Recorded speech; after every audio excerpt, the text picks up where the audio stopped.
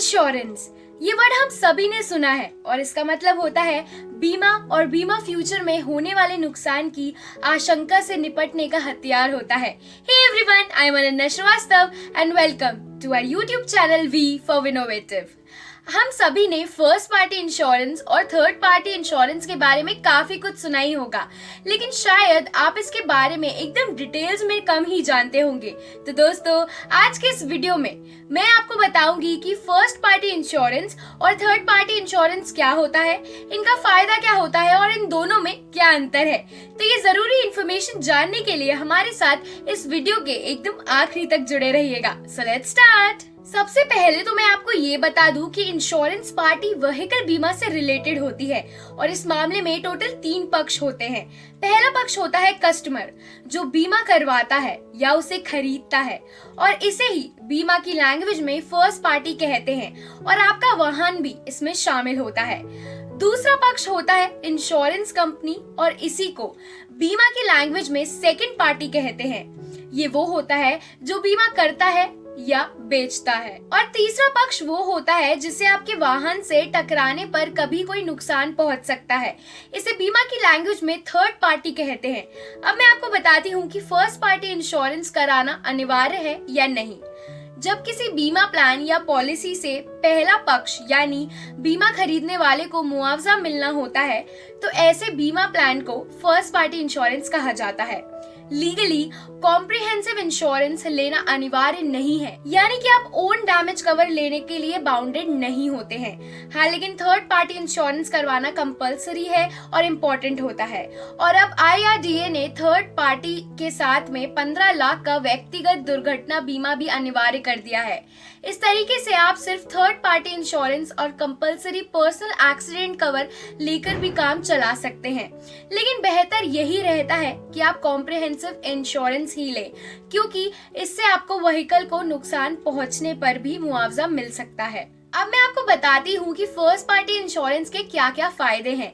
इससे आपकी गाड़ी को हुए नुकसान की भरपाई, आपकी गाड़ी के उपकरणों का नुकसान की भरपाई, और आपकी गाड़ी चोरी हो जाए या फिर नष्ट अगर हो जाती है तो उस पर भी भरपाई मिलती है। ये तो हो गई फर्स्ट पार्टी इंश्योरेंस की जानकारी। अब मैं आपको थर्ड पार्टी इंश्योरेंस के बारे में बताती हूँ।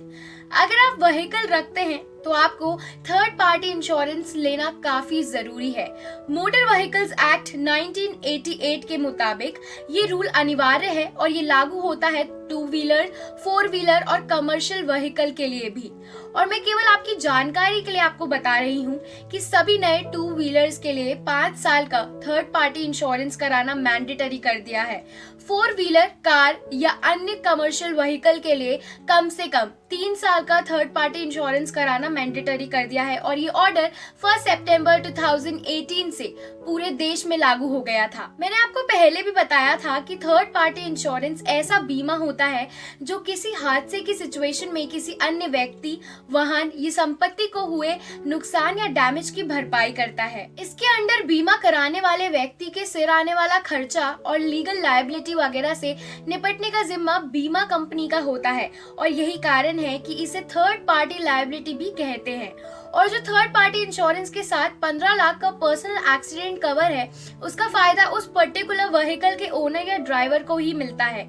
और हाँ, अगर आपने एक व्हीकल के साथ compulsory personal accident cover already ले रखी है तो हर व्हीकल के साथ अलग अलग लेने की जरूरत नहीं पड़ती है। अब मैं आपको बताऊंगी कि थर्ड पार्टी बीमा के अंडर शामिल किए जाने वाले नुकसान क्या हैं। किसी अन्य व्यक्ति की मौत या शारीरिक डैमेज हो तो अन्य व्यक्ति के वाहन या उसमें लगे उपकरणों को हुआ नुकसान, अन्य व्यक्ति की संपत्ति, घर, दीवार या सामान को हुआ नुकसान, जिस वाहन का बीमा है उसके ड्राइवर और मालिक की मौत, और जिस वाहन का बीमा है उसके ड्राइवर या मालिक की स्थायी विकलांगता, ये सब इसमें शामिल होती हैं। अब मैं आपको बताती हूँ कि थर्ड पार्टी बीमा जो है उसके अंडर शामिल ना किए जाने वाले नुकसान क्या क्या है। किसी हादसे में आपके खुद के वाहन को हुए नुकसान की भरपाई नहीं की जाती है।